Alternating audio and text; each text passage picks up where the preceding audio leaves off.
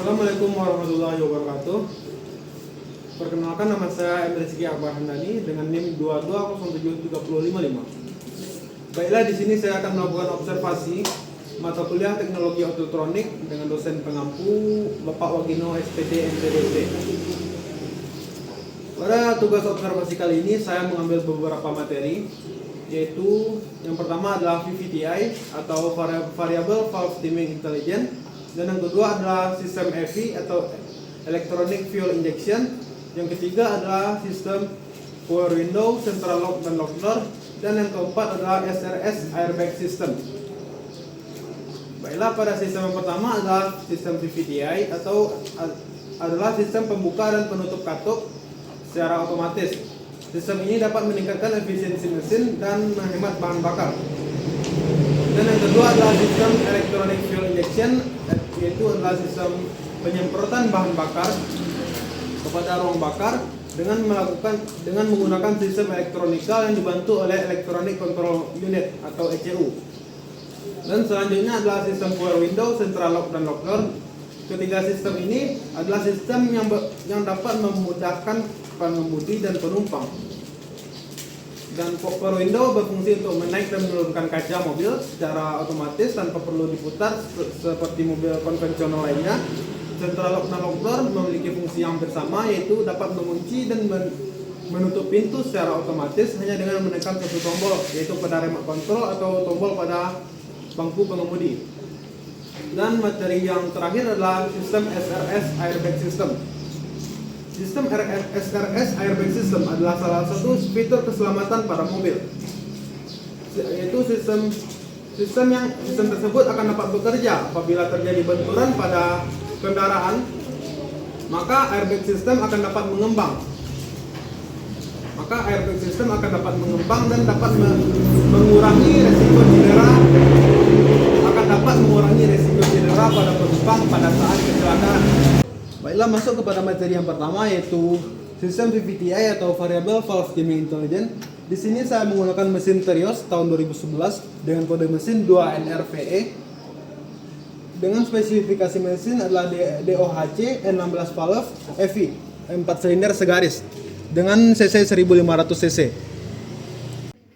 Pada mesin ini menggunakan dual VVTI, dan VVTI adalah salah satu teknologi yang mengatur waktu buka dan tutup katup masuk agar dapat mengikuti beban kerja mesin. Dan teknologi ini memungkinkan mesin untuk menghasilkan tenaga yang lebih optimal, hemat bahan bakar, dan ramah lingkungan. Dan cara kerja sistem ini adalah yaitu menggunakan Electronic Control Unit untuk menghitung ketepatan waktu kinerja tutup masuk secara optimal berdasarkan kondisi operasi mesin. ECU akan mengirimkan instruksi ke oil control valve yang biasanya terletak pada bagian head cylinder untuk mengontrol tekanan hidrolik yang digunakan untuk mengubah timing katup. Dan VVTI akan bekerja terus-menerus untuk mengubah timing katup menggunakan tekanan hidrolik. Baiklah, untuk kelebihan sistem ini adalah bisa menghasilkan tenaga mesin yang lebih optimal karena pembukaan katupnya diatur sesuai dengan kondisi putaran mesin, dan bisa menghemat bahan bakar serta ramah lingkungan dan bisa meningkatkan torsi dan output mesin. Karena mesin ini menggunakan dual VVTI, maka juga ada single VVTI. Perbedaannya adalah VVTI yang single hanya mengatur waktu dan waktu buka dan tutup katup masuk, sedangkan dual VVTI juga mengatur waktu buka dan tutup katup buang. Serta dual VVTI memiliki dua aktuator yang bekerja secara independen pada katup isap dan katup buang, sehingga proses pembakaran menjadi lebih sempurna dan ramah lingkungan. Pada mesin Daihatsu Terios ini, dikarenakan telah menggunakan mesin dengan dual VVTI yang memungkinkan proses pembakaran menjadi lebih sempurna dan ramah lingkungan. Mesin ini juga lebih efisien dalam penggunaan bahan bakar dan memiliki tenaga yang lebih besar dibandingkan dengan mesin-mesin sebelumnya. Dan untuk cara perawatan sistem ini cukuplah simpel, hanya perlu mengikuti servis rutin pada mobil di bengkel-bengkel terdekat. Salah satu cara perawatannya adalah dengan selalu mengganti saringan udara secara rutin.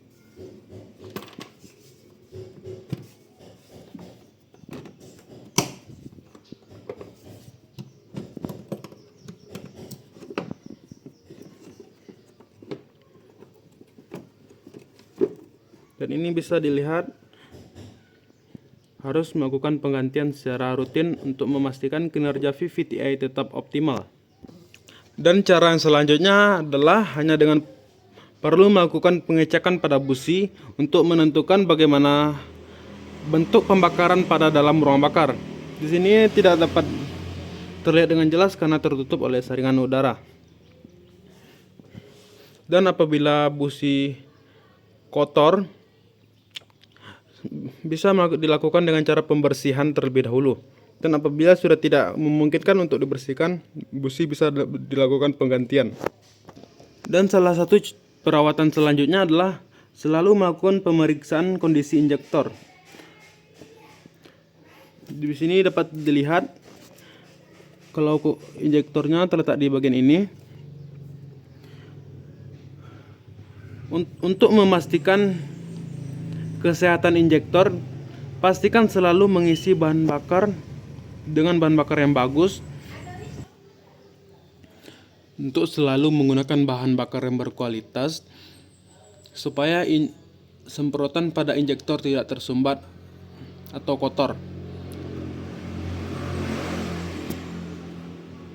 Dan injektor dapat dibersihkan apabila kotor dengan menggunakan alat pembersih injektor. Dan apabila tidak memungkinkan untuk melakukan pembersihan pada bagian injektor ini, dapat dilakukan penggantian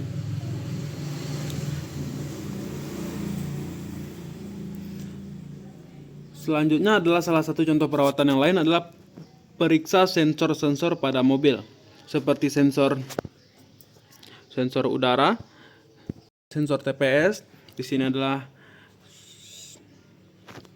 dan salah satu sensornya adalah sensor CKP dan sensor camshaft.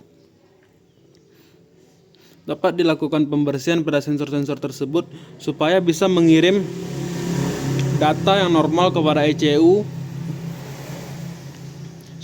dan ECU bisa memerintahkan aktuator untuk menggerakkan sistem VVTi ini. Dan apabila pada sensor-sensor tersebut terdapat kerusakan yang tidak bisa dibersihkan, disarankan melakukan penggantian pada sensor tersebut supaya sistem VVTi ini dapat bekerja dengan normal. Baiklah, lanjut ke materi yang kedua, yaitu sistem EV atau Electronic Fuel Injection. Materi selanjutnya yaitu sistem EV atau Electronic Fuel Injection. Di sini saya masih tetap menggunakan mesin yang sama. Sistem ini adalah salah satu sistem penyuplai bahan bakar yang menggunakan teknologi elektronik untuk mengatur jumlah bahan bakar yang disuntikkan ke dalam ruang bakar. Sistem ini memungkinkan mesin untuk menghasilkan tenaga yang lebih optimal, hemat bahan bakar, dan ramah lingkungan. Untuk cara kerja sistem Electronic Fuel Injection ini adalah selalu menggunakan electronic control unit untuk menghitung jumlah bahan bakar yang diperlukan oleh mesin berdasarkan data dari berbagai sensor, seperti sensor suhu udara, sensor tekanan udara, dan sensor putaran mesin.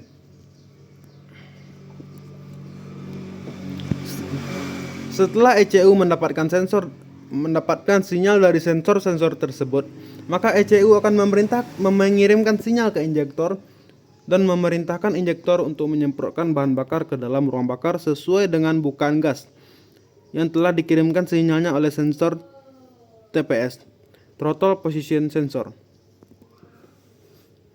Sistem ini juga dapat mengatur waktu penyuntikan bahan bakar dengan jumlah bahan bakar yang disuntikan untuk memastikan bahwa mesin berjalan dengan efisien.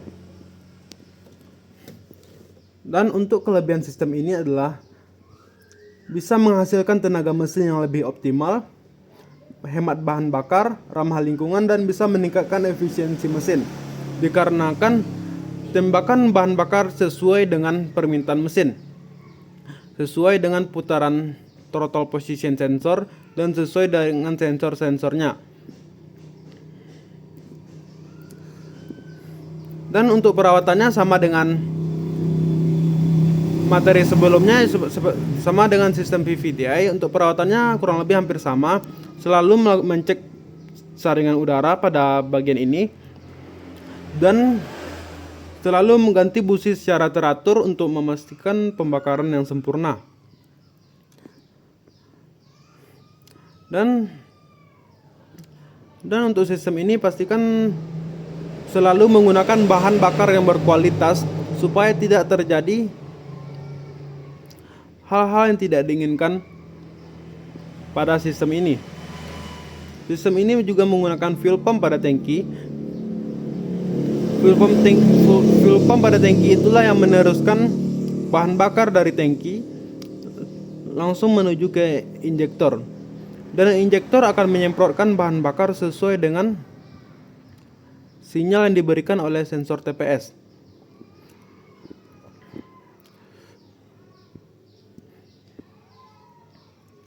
Dan sistem ini juga harus diperhatikan sensor-sensornya supaya dapat bekerja dengan normal.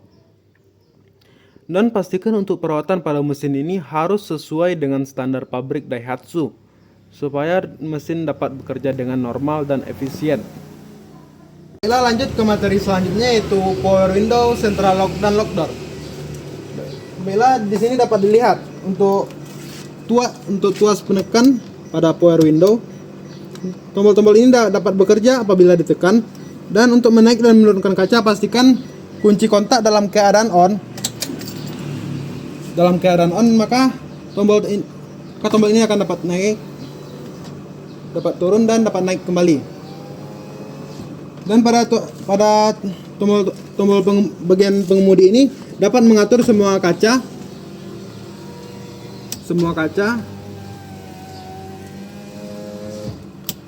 Dan ini dapat memudahkan penumpang ataupun pengemudi untuk menaik dan menurunkan kaca tanpa perlu memutarnya secara manual.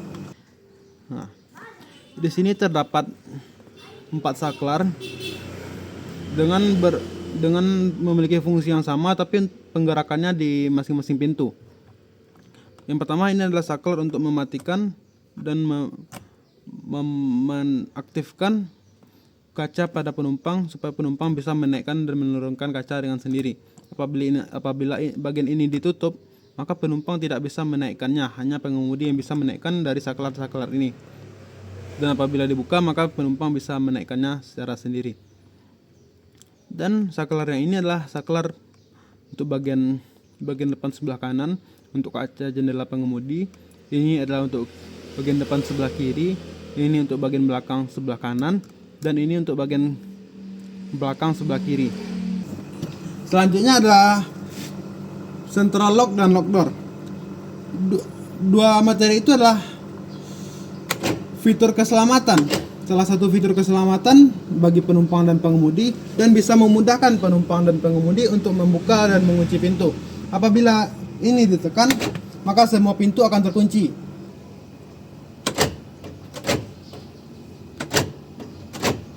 Nah.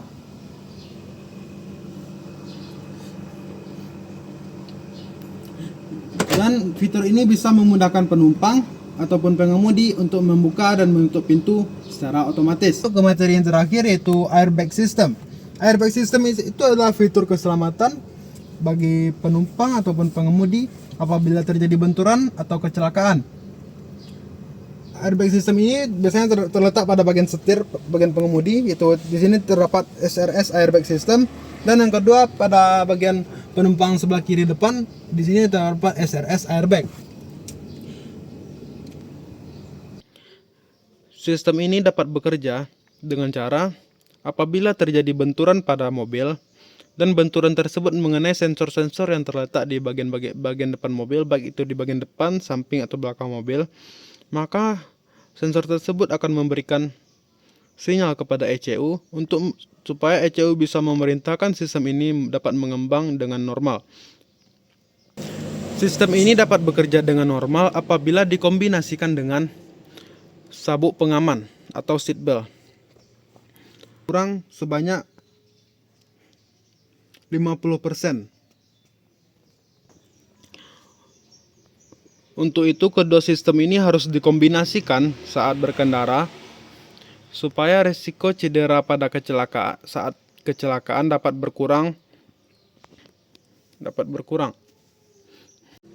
Dan pada sistem ini saya memiliki pertanyaan, yaitu apakah sistem ini memiliki kemungkinan untuk gagal mengembang atau gagal bekerja dengan normal, dan apabila sistem ini gagal bagaimana cara perawatannya.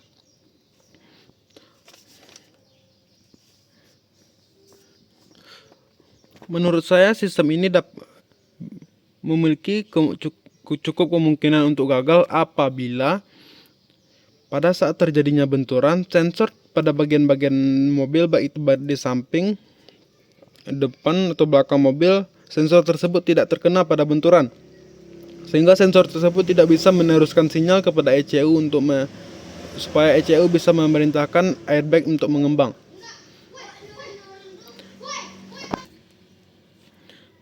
Untuk itu, pada mobil-mobil terbaru biasanya sensor untuk airbagnya akan lebih banyak bisa diletakkan di sekeliling mobil supaya airbag dapat bekerja dengan normal. Dan supaya airbag bisa bekerja dengan normal memerlukan perawatan. Untuk perawatan yang dapat dilakukan pada airbag sistem ini tidak memerlukan perawatan khusus seperti komponen mekanis lainnya, tetapi ada beberapa hal yang perlu diperhatikan untuk memastikan sistem ini berfungsi dengan baik saat dibutuhkan. Itu salah satu perawatannya adalah selalu melakukan pengecekan indikator airbag. Biasanya terdapat pada instrumen panel speedometer ini. Apabila terdapat indikator airbag menyala, maka perlu dilakukan pengecekan pada sistem airbag pada kendaraan supaya dapat berfungsi dengan normal. Selanjutnya, selalu melakukan servis berkala minimal 6 bulan sekali. Penting untuk mendeteksi masalah pada sistem airbag ini dan komponen terkait seperti sensor atau modul kontrolnya. Dan untuk sensor-sensornya, apabila kotor dapat dibersihkan supaya bisa mengirimkan sinyal dengan normal. Dan apabila terjadi kerusakan yang tidak memungkinkan untuk dilakukan pembersihan, perlu melakukan penggantian supaya sistem dapat bekerja dengan baik dan normal. Dan untuk salah satu perawatan terakhirnya adalah selalu periksa kondisi aki. Selalu periksa kondisi aki untuk memastikan sistem airbag dapat bekerja dengan normal. Apabila tegangan pada aki rendah, dapat dilakukan dengan pengecasan ulang. Apabila menggunakan aki kering, dan apabila menggunakan aki basah dapat dilakukan dengan penambahan air aki sesuai dengan batasnya. Baiklah, itulah penjelasan saya tentang SRS airbag system. Sebelumnya saya telah melakukan observasi tentang kendaraan yang berada pada belakang saya ini. Dan selanjutnya saya akan masuk ke sesi wawancara dengan mekaniknya, yaitu Bang Dendi selaku mekanik. Baiklah, sebelumnya saya mengambil beberapa materi tentang observasi kali ini. Dan materi yang pertama adalah electronic fuel injection atau sistem injeksi pada kendaraan. Dan materi yang kedua adalah airbag system. Materi yang ketiga adalah power window, central lock dan lock door atau pengunci pintu otomatis. Baiklah, sebelumnya di sini saya akan memberikan beberapa pertanyaan kepada mekanik atau Bang Dendi. Dan masuk pada sesi pertanyaan yang pertama, yaitu pada sistem injeksi pada kendaraan ini. Sebelumnya ini adalah mesin dengan sistem electronic fuel injection.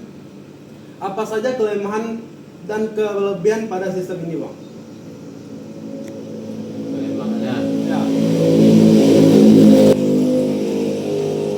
Kalau kelemahannya dalam tenaga. Nah, kalau yang kelebihannya minyak lebih irit. Minyak lebih irit. Berarti sistem ini bahan bakarnya akan jauh lebih irit daripada sistem karburator yang lama. Terus pembakaran untuk mesin ini gimana? Apakah lebih stabil atau akan bolos atau gimana? Kalau soal pembakaran stabil. dan itu makanya miaknya terlalu irit. Oh, Itu pemakaian injeksi. untuk memakai injeksi seperti itu. Apakah ada kelebihan lainnya? Tidak ada. Baiklah, jadi bisa saya simpulkan kalau kelebihan dari sistem electronic fuel injection itu adalah yang pertama, untuk bahan bakar akan jauh lebih irit daripada sistem karburator yang lama. Baiklah, jadi bisa saya simpulkan kalau kelebihan dari sistem electronic fuel injection itu adalah yang pertama, untuk bahan bakar akan jauh lebih irit daripada sistem karburator yang lama, dan untuk pembakarannya akan jauh lebih stabil dan sisa pembakarannya itu akan lebih sedikit daripada sistem karburator yang lama. Baiklah, lanjut ke materi yang kedua, yaitu sistem airbag. Sebelumnya sistem airbag itu adalah sistem pengembangan balon udara yang terletak pada ruang kemudi. Sistem itu akan mengembang jika terjadi benturan pada bagian depan. Itu adalah salah satu fitur keselamatan untuk pengemudi. Nah, baiklah, di sini saya akan bertanya kepada Bang Dendi, yaitu apakah sistem airbag ini memiliki kemungkinan untuk gagal mengembang? Ya, gagal. Ada yang gagal lantaran dalam lampu airbagnya hidup, itu dalam keadaan kecelakaan, itu akibatnya kita sistem kegagalan airbagnya, balonnya mengembang. Oh,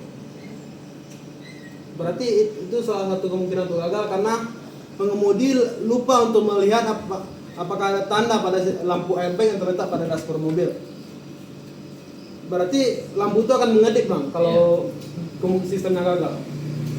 Apakah juga ada kemungkinan gagal pada kabel-kabel, sekring atau apa? Bisa juga di dalam sekring atau kabel. Nah, itu permasalahannya, makanya lampunya hidup. Oh. Biasanya kabel-kabel itu apakah karena faktor umur atau putus di gate tikus atau apa, Bang? Yang karena rusaknya itu, Bang? Kadang faktor umur, kadang dalam sekringnya itu kadang dia lantaran kita lupa nutup, kadang basah, orang nggak tahu. Oh, berarti bisa berkarat atau menggaram ya, Bang? Oh. Maka itu perlu melakukan pengecekan ulang di bengkel ya, Bang. Nah, Kalau untuk jaga-jaga supaya sistemnya bekerja dengan baik. Nah, berarti bisa saya simpulkan kalau sistem airbag itu juga memiliki kemungkinan untuk gagal. Ya, lantaran beberapa faktornya, yaitu mungkin sang pengemudi lupa mengecek lampu indikator yang terletak pada bagian dashboard. Biasanya di depan pengemudi itu ada lampu airbag system. Lampu itu akan mengedip jika salah satu komponennya mengalami kegagalan. Lampu itu akan mengedip untuk memberitahu pengemudi. Dan untuk itu diharapkan perhatian untuk pengemudinya untuk melihat lampu tersebut. Salah satu penyebab kegagalan tadi adalah lampu berkedip yang terletak pada dashboard, itu lampu airbagnya. Dan lampu airbag itu juga akan menyala apabila terdapat kabel-kabelnya yang putus, atau sekring untuk sistem airbagnya sudah putus atau menggaram. Biasanya hal-hal tersebut dikarenakan faktor umur atau kelalaian pengguna kendaraan karena kurang melakukan servis di bengkel. Itulah sistem airbag yang sebelumnya. Selanjutnya kita akan lanjut ke materi power window. Itu terletak dalam dashboard mobil, dalam ruang kemudi, dan power window itu terletak pada setiap pintu. Itu akan lebih memudahkan penggunanya untuk menaik dan menurunkan kaca secara otomatis. Sebelumnya di sini saya akan bertanya ke Bang Dendi, kan power window itu adalah salah satu fitur untuk mempermudah penggunaan dan pengendaranya. Apakah fitur tersebut memiliki kemungkinan untuk gagal untuk bergerak naik maupun turun? ada dalam keadaan dia gagal lantaran karena di dalam kadang pengapinya kadang kurang masuk, dan dicek dalam permasalahannya kadang dari sekring dan kemungkinan atau dari dinamonya per window. Nah, itulah maka akibatnya dia sering macet. Oh, Kadang dia orang kan selalu dia pencet dengan otomatis, kadang dia nggak otomatis, tidak otomatisnya, dan terus dipencet ke bawah terus, dia itu jalan. Akibatnya lantaran itu dinamonya konslet. Cepat konslet. Padahal kacanya sudah di bawah tapi kalau dipencet, jadi itu yang menyebabkan dia konslet. Terus kan di sana juga di dulu juga ada sistem pengunci otomatis loh. Central lock. Kalau pengunci otomatis tuh apakah juga bisa rusak? Bisa. Berarti Dia kan sistem pakai dinamo. oh. Dinamo kecil itu.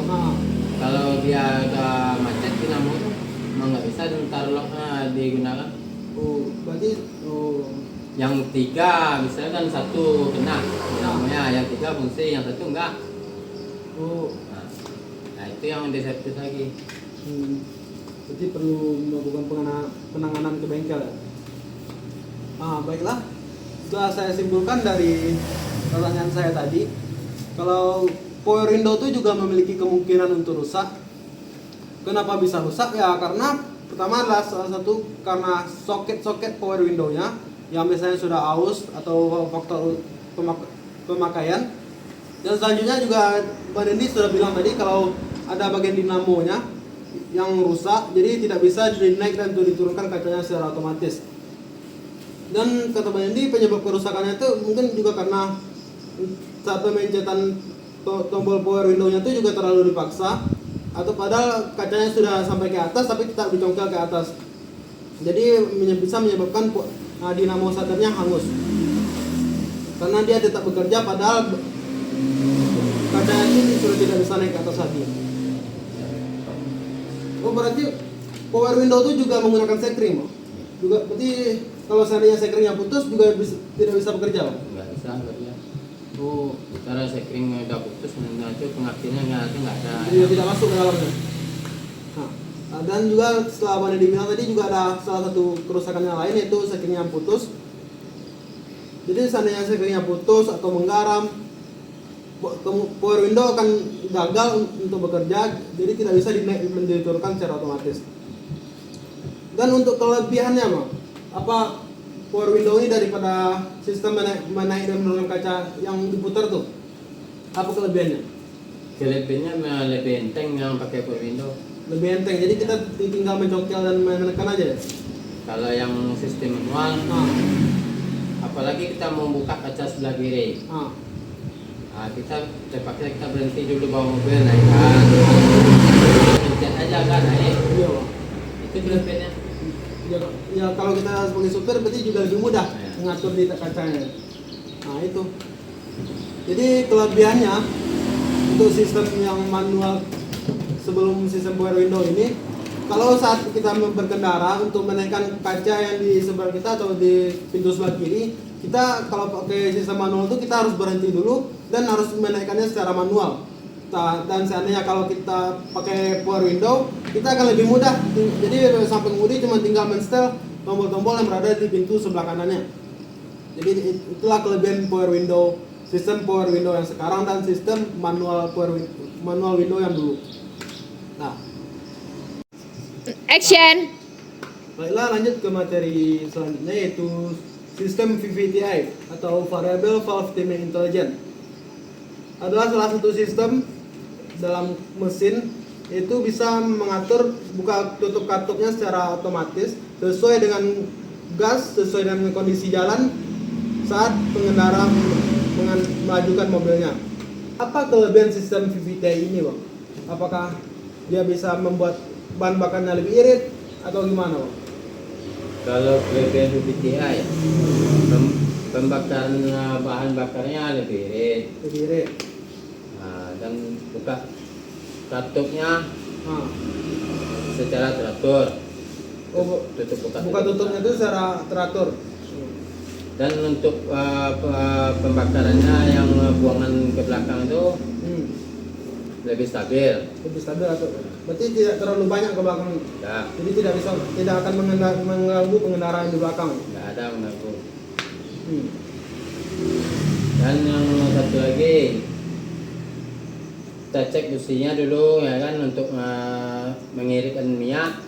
Kalau businya bagus, minyak terlalu irit. Oh, berarti dengan sistem ini pembakarannya akan bisa lebih sempurna, Lebih stabil. lebih stabil. Nah. Oh, Itu kan berpengaruh kan sama busi. iya. Nah, jadi kalau bahan bakarnya stabil, minyaknya lebih irit. Iya. Nah, dan setelah beberapa jawaban dari Ivan Demi tadi, saya dapat menyimpulkan salah satu itu kelebihan sistem VVTi ini adalah yang pertama adalah pengaturan buka tutup katup yang akan lebih optimal. Berdasarkan materi sebelumnya, saya dapat pembuka tutup katup secara optimal tuh kita bisa mengatur secara otomatis buka tutup katupnya. Apabila saat kita menggas mobil, buka tutup katupnya akan lebih dimundurkan supaya tidak gas buangnya tidak terlalu berlebih ke belakang. Itu salah satu kelebihannya. Dan selanjutnya adalah pembakaran yang lebih sempurna. Pembakarannya akan lebih sempurna karena pada bagian busi itu dapat dilihat dengan jelas apakah businya hitam atau kotor. Itu pembakarannya lebih sempurna karena minyaknya juga lebih irit dan jauh lebih stabil.